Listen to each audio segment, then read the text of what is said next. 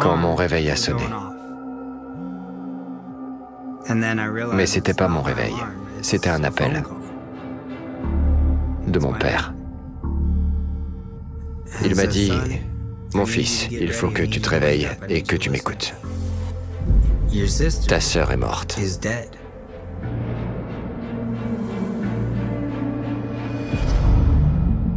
D'après mon père, j'ai hurlé « Non » pendant 2 minutes non-stop. Je n'oublierai jamais ce moment. C'était le pire moment de ma vie.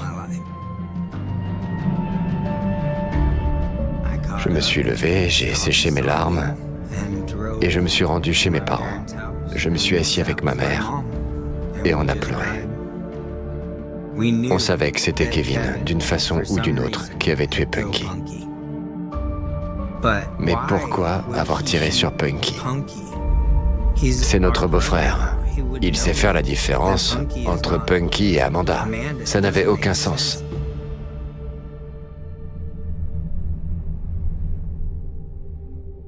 Je suis procureur adjoint au bureau du procureur du comté de Snohomish. Quand on m'a confié cette affaire, j'ai appris qu'il s'agissait d'un homicide. Apparemment, Alicia Canales McGuire n'avait pas complètement ouvert la porte.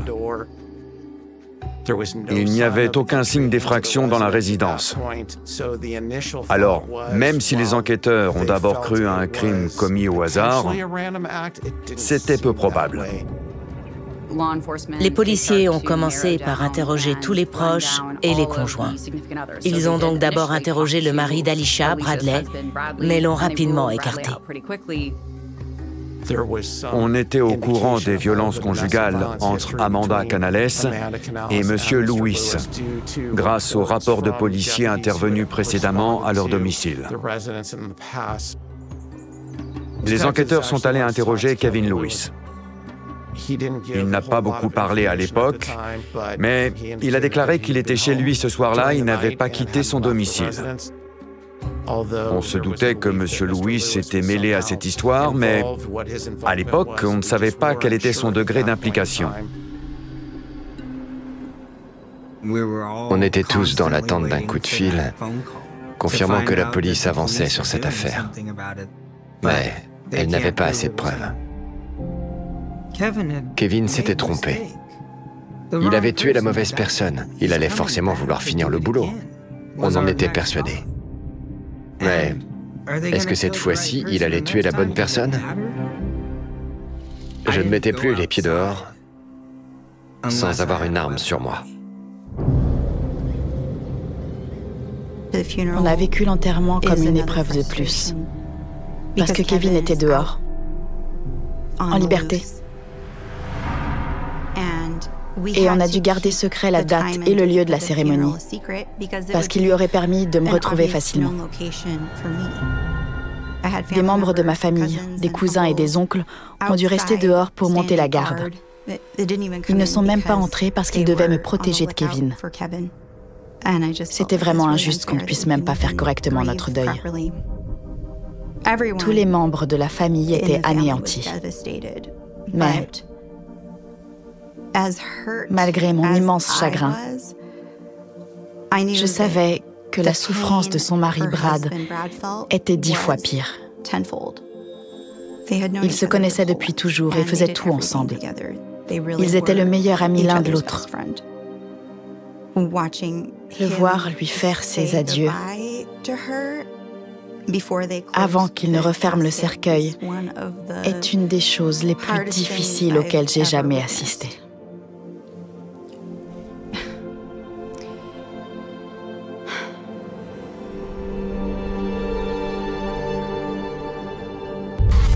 La police a découvert une femme d'une vingtaine d'années abattue par balle. Aucun suspect n'a été interpellé, mais les enquêteurs essayent d'identifier le tireur. La porte-parole du shérif dit qu'il n'y avait aucun témoin oculaire au moment des tirs. Nous sommes en train d'étudier différentes pistes. C'est une enquête pour homicide. Les enquêteurs ne nous tenaient pas vraiment au courant. Ils ne trouvaient pas beaucoup d'informations. Et les jours se sont transformés en semaines, puis en mois. Alisha Canales McGuire a été tuée il y a 5 mois. Le tueur était là pour moi, pas pour ma sœur. Elle était au mauvais endroit, au mauvais moment. On s'est retrouvés au point mort avec les suspicions de la famille.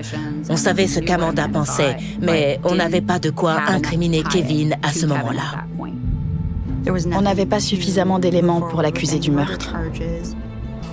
Pendant ce temps, Kevin continue à vivre normalement. J'ai vécu en surveillant mes arrières pendant un certain temps. Et ma maison était devenue une horrible scène de crime. Je ne pouvais pas y retourner. Pas avec mes enfants et le traumatisme qu'ils avaient vécu. Alors j'ai emménagé dans un foyer avec eux, en attendant de trouver un logement sécurisé et relativement discret. Pendant que la police piétinait, j'ai épluché toutes les plaintes pour agression déposées par Amanda. Après la deuxième agression, j'avais essayé de le faire condamner pour coups et blessures. Mais à cause des allers-retours entre les différents services concernés, ce n'est qu'après le meurtre que mes plaintes pour agression ont fini par aboutir. Honnêtement, c'est très frustrant, parce que s'il avait été incarcéré, rien de tout ça ne serait arrivé. J'ai déposé 2 plaintes pour violence volontaire, des actes criminels. Un an après le meurtre, une année pendant laquelle il a vécu en liberté pendant que je devais me cacher, il a été jugé coupable de ces 2 agressions criminelles.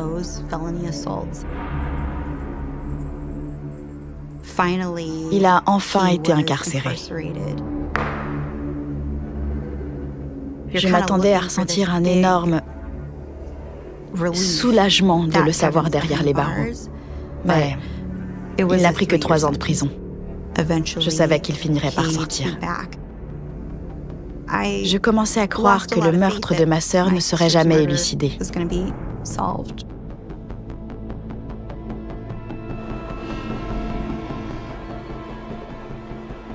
On était relativement dans l'impasse jusqu'à ce qu'un témoin appelle le bureau du shérif quelques mois plus tard.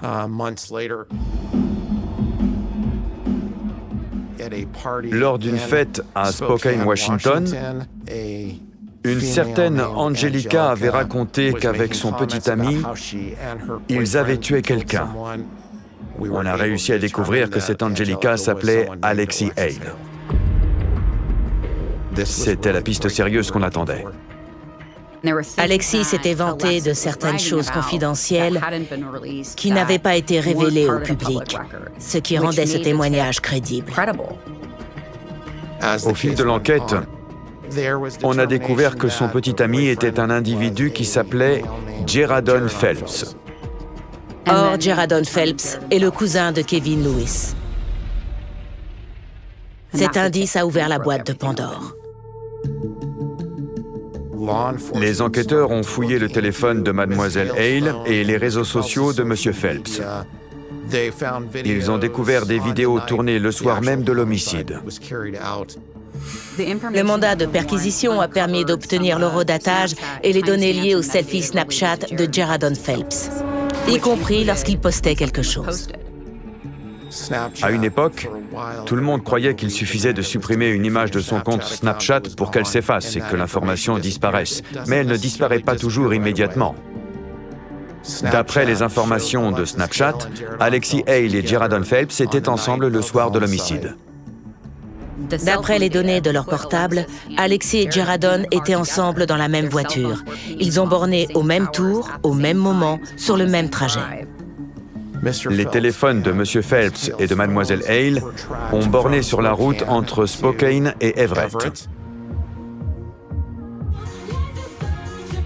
D'après des vidéos dans le téléphone de Mademoiselle Hale, ils ont emprunté l'autoroute 405 en direction d'Everett.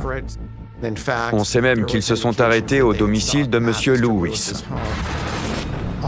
Ils étaient en route pour le lieu de l'homicide. Il fallait procéder à l'interpellation de Mademoiselle Hale et Monsieur Phelps, afin de découvrir s'ils accepteraient de parler à la police.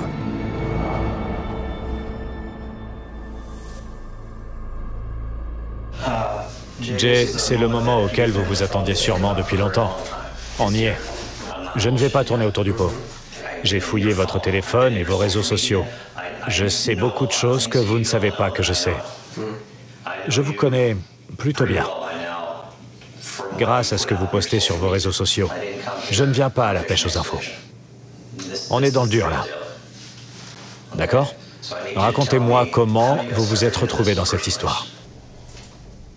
Gerardon Phelps a d'abord refusé de nous fournir des informations. Mais quand l'inspecteur Betts me l'a interrogé... On vous a bien traité jusqu'ici? Ça va? Super. D'accord. Il a commencé à s'ouvrir davantage et à nous livrer des informations. Vous communiquiez avec Kevin via Snapchat? Oui. Et est-ce que toutes vos communications étaient liées à cette fusillade? Oui. Je crois qu'il m'avait contacté parce qu'au départ, il cherchait quelqu'un d'autre. Il voulait savoir si je connaissais un gars qui pourrait s'en occuper, mais j'ai répondu que je le ferais. Monsieur Phelps a déclaré que Monsieur Lewis l'avait contacté pour lui demander d'exécuter quelqu'un. Ensuite, on a reparlé une autre fois. J'avais trouvé une arme et... je crois que c'est là que j'ai décidé de la date et de tout le reste. Où êtes-vous allé en premier en arrivant dans le comté de Snohomish? Chez lui. Chez lui. À l'origine, Kevin Lewis avait déclaré qu'il était chez lui ce soir-là et qu'il n'avait pas quitté son domicile. Mais d'après les images des caméras de surveillance du voisinage, Kevin Lewis a quitté son domicile au petit matin. Or, d'après les données récoltées sur les téléphones de Gerardon Phelps et Alexis Hale, c'est l'heure à laquelle ils sont venus le voir. Pour votre arrivée devant la maison, est-ce qu'il vous a donné des directives? Non. D'accord. Est-ce que vous avez parlé tous les trois? Alexis a juste demandé s'il y aurait des enfants. Quand elle a posé cette question, qu'a répondu Kevin? Il a dit que oui, il y aurait des enfants dans la maison. Qu'est-ce que vous en avez pensé? Ça m'a pas fait changer d'avis. J'étais décidé. J'ai regardé vite fait la photo qu'il m'a montrée. Il vous a montré une photo de la personne qu'il voulait que vous abattiez? Oui. D'accord.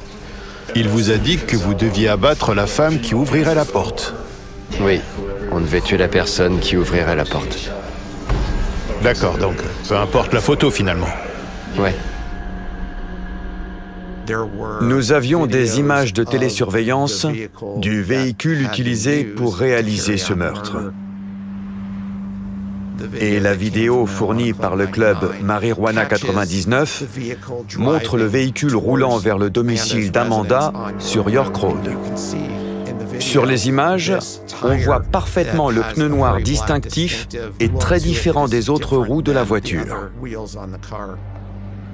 L'inspecteur Betts a regardé une photo de la voiture de M. Phelps et il manquait un enjoliveur sur la roue du passager avant.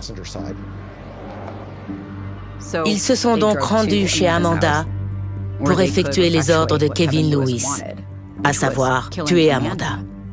Ils se sont simplement trompés de personne. Est-ce que vous et votre ami avez discuté de qui ferait quoi?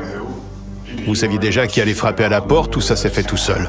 Oui, je crois qu'on en avait discuté. Enfin, il me semble. C'est elle qui devait aller frapper. D'accord. Ouais.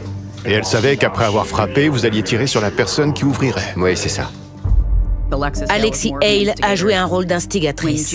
Quand Gerardon Phelps lui a dit que Kevin Lewis voulait qu'il tue Amanda, elle n'a pas répondu qu'il s'agissait d'une mauvaise idée.